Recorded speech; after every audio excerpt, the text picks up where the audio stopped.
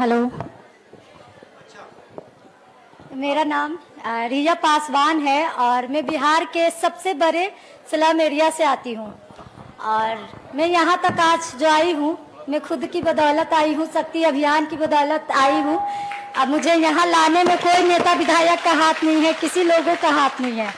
और हमारी जो सबसे बड़ी स्लम एरिया है, वहाँ पे बेरोजगारी, गरीबी, सब दलित समाज के लोग रहते हैं और गरीबी यहाँ कूट कूट कर भरा हुआ है, बेरोजगारी भी।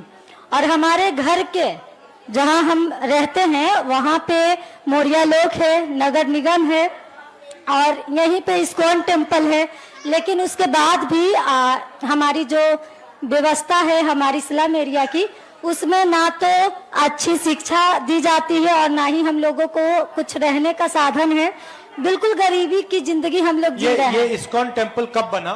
ये तो हो गया है कुछ साल बने हुए। कुछ साल मतलब पुराना है या अभी नहीं, अभी तो न्यू ही समझिए, न्यू ही है। कितना बड़ा है? बहुत बड़ा है, बहुत बड़ा।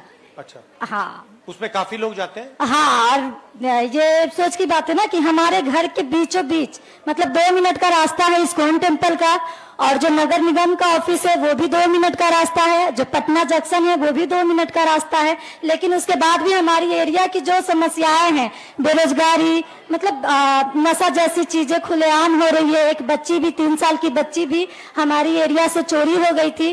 तो हम लोगों ने, मैं वहां पे खड़ी रही उनके साथ और मैं इतना वहां धरना दी, सोशल मीडिया के माध्यम से आवाज उठाई, तब जाकर हमारे एरिया में एक थाना खुला है, चौकीदारी।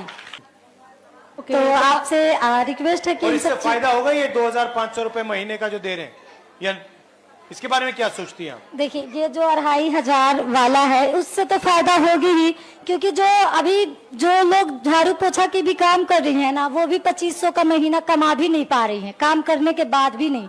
तो ये जब महिलाओं को मिलेंगी तो उम्मीद है कि मतलब अच्छा शिक्षा, अपनी मतलब खाना पीना सही से कर पाएंगी, घर का चूल्हा चौकी जला पाएंगी। और आप क्या करना चाहती हो? हम तो आपके तरह नेता, मतलब बहुत अच्छे नेता बनना चाहते हैं और बिल्कुल साथ आपके, और भाषण तो बहुत अच्छा देती हो। और आपके तरह मैं भी सोची हूँ कि मैं कभी शादी वादी ना करूँ, एक मतलब अच्छा मतलब ये नेता बनूं और लोगों के लिए काम करूं।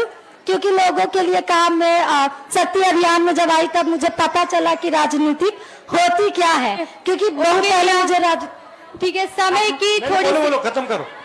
मुझे बहुत पहले राजनीति के बारे में नहीं पता था और आपके पास समय नहीं है, इसीलिए ना। नहीं, समय है मेरे पास, बोलो।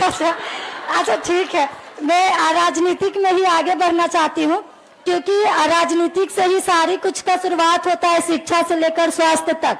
और लोग राजनीतिक में आना नहीं चाहती हैं, खास कर महिलाएं। लेकिन मैं आना चाहती हूँ और मेरी ना बहुत बड़ा टीम है हमारी स्लम एरिया में, और ये हम शक्ति अभियान के दौरान ही बनाए हैं। लोगों का कुछ भी समस्या होता है तो मैं वहां जाती हूँ। अभी ऐसा हो गया कि लोगों को कुछ भी होता है तो मेरे पास ही आती हैं। और बहुत बढ़िया। और शॉर्ट में मैं आपसे कुछ अपनी मतलब, मेरा नाम पैड गर्ल है, लोग मुझे पैड गर्ल के नाम से जानते हैं, क्योंकि एक प्रोग्राम हो रही थी, उसमें IAS जितने भी पदाधिकारी थे सभी लोग आए थे।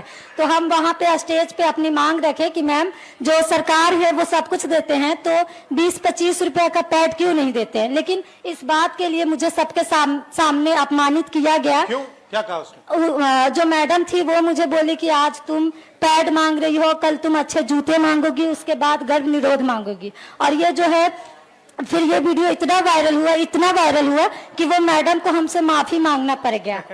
फिर वो मुझसे माफी मांगी और नीतीश कुमार जी को भी जवाब देना पड़ा था कि भाई बच्चियों से आप ऐसे बात कर कैसे सकती हैं। फिर सोशल मीडिया से हमें मतलब बहुत प्यार मिला, तब जाकर मेरी जो है ना और काम करने की इच्छा जागने लगी।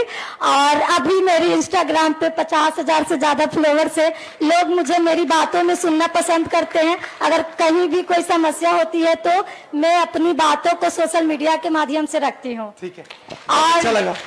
और मुझे भी बहुत अच्छा लगा आपसे मिलकर, क्योंकि मैं दिल्ली में भी आपसे मिली थी। मेरी मतलब था कि हम आपसे बात करें, लेकिन उस समय मैं आपसे बात नहीं कर पाई थी। तो ओके, बहुत बहुत धन्यवाद रिया।